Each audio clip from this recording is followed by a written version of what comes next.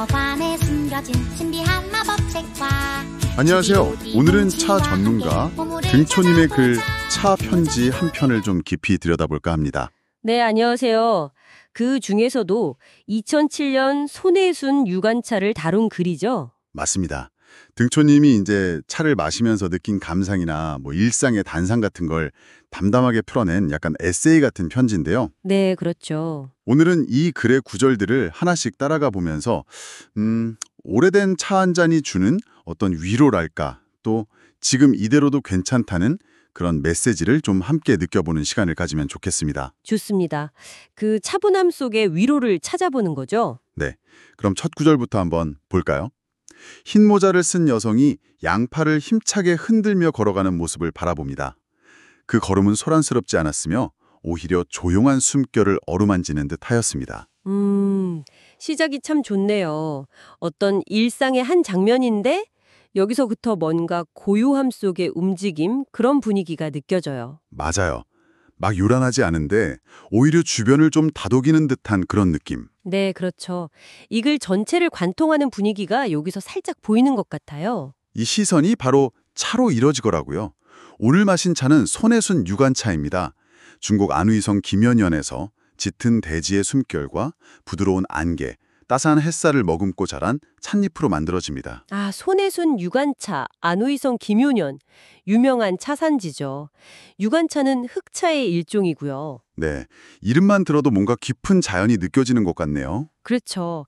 찻잎이 자란 환경, 그러니까 땅, 안개, 햇살 이런 걸 언급하면서 차의 근본을 이야기하는 점이 참 좋아요. 결국 차 맛은 자연에서 오는 거니까요. 그리고 손혜순이라는 이름에 대한 설명도 있어요. 손혜순은 전통적인 흑차 제조 방식을 지켜온 이름입니다. 찻잔을 가까이 가져가면 오래된 숲길을 거니는 듯한 부드럽고 살짝은 가벼운 듯 묵직한 향이 스며듭니다. 네, 손혜순. 전통을 지킨다는 의미가 담겨 있겠죠. 그리고 향 묘사가 오래된 숲길? 참 멋진 표현인데요. 그렇죠. 부드러우면서도 무게감이 느껴지는 향. 어떤 느낌일까요, 그게? 잘 숙성된 흑차에서 나는 복합적인 향인데 보통 진향이라고 부르거든요. 세월이 만든 깊이 있는 향이죠. 오래된 숲길이라면 뭐랄까 흙내음, 마른 잎향, 약간 이끼향 같은 편안하면서도 그윽한 느낌. 아, 상상이 되네요.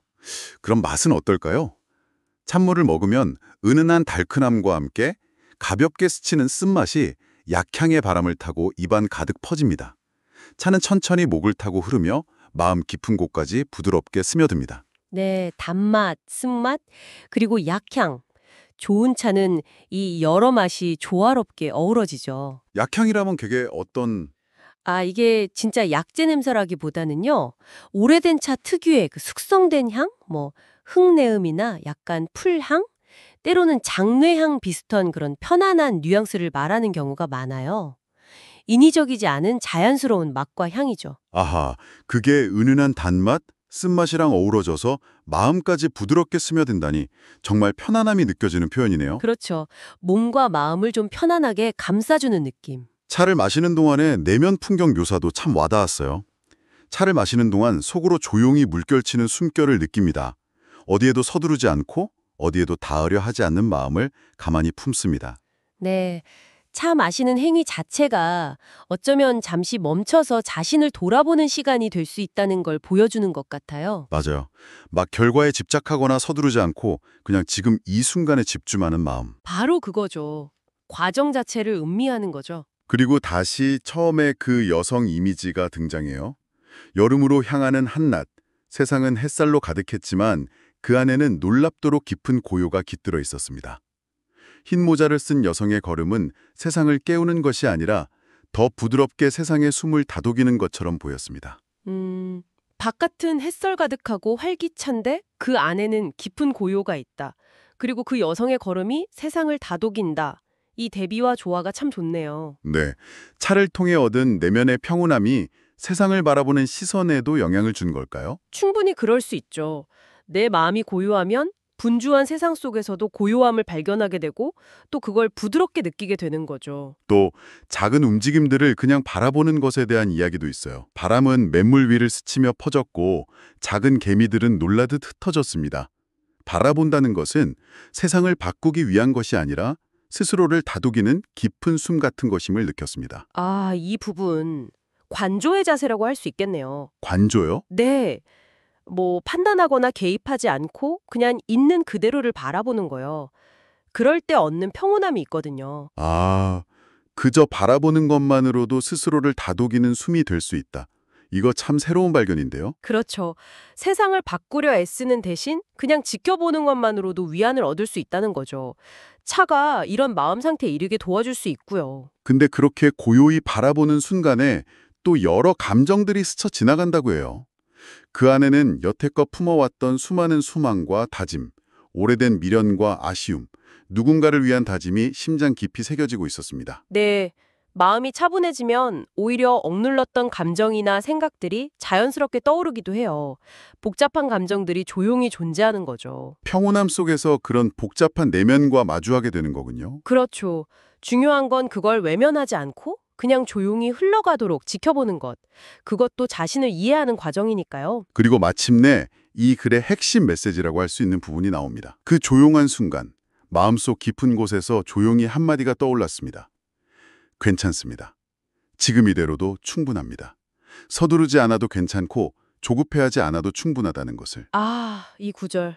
정말 좋죠. 네, 정말 이 글을 읽는 내내 기다렸던 위로 같은 느낌이었어요. 맞아요. 차 한 잔을 통해서 얻는 궁극적인 위로.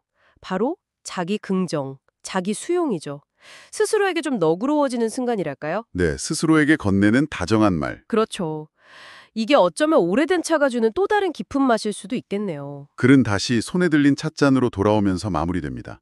오늘 마신 차는 2007년 손해순 유관차였습니다. 오래된 숲길을 걷는 듯한 부드럽고 묵직한 흙내음, 천천히 찬물을 먹으면 은은한 달큰함과 살짝 스치는 부드러운 쓴맛. 그 한 모금 속에서 오늘 하루도 조용히 자신을 품어줄 수 있는 작은 여백을 남겼습니다. 네. 처음 차를 소개했던 내용과 감각적 경험, 그리고 마지막 성찰이 자연스럽게 이어지네요. 2007년이라는 빈티지가 차가 품은 시간의 깊이를 다시 한번 상기시켜주고요. 맞아요. 향과 맛을 다시 음미하면서 이 경험이 자신을 품어줄 작은 여백을 남긴다고 끝맺는 것이 인상적이었어요. 그 작은 여백이라는 표현이 참 중요하죠. 차 한 잔이 주는 감각적인 즐거움을 넘어서 바쁜 일상 속에서 자신을 돌볼 수 있는 마음의 공간을 만들어준다는 의미니까요. 네, 차와 삶이 자연스럽게 만나는 지점이네요. 그렇죠. 오늘 등촌님의 차 편지를 통해 2007년 손해순 유관차 한 잔이 주는 그 깊은 울림을 함께 따라가 봤습니다.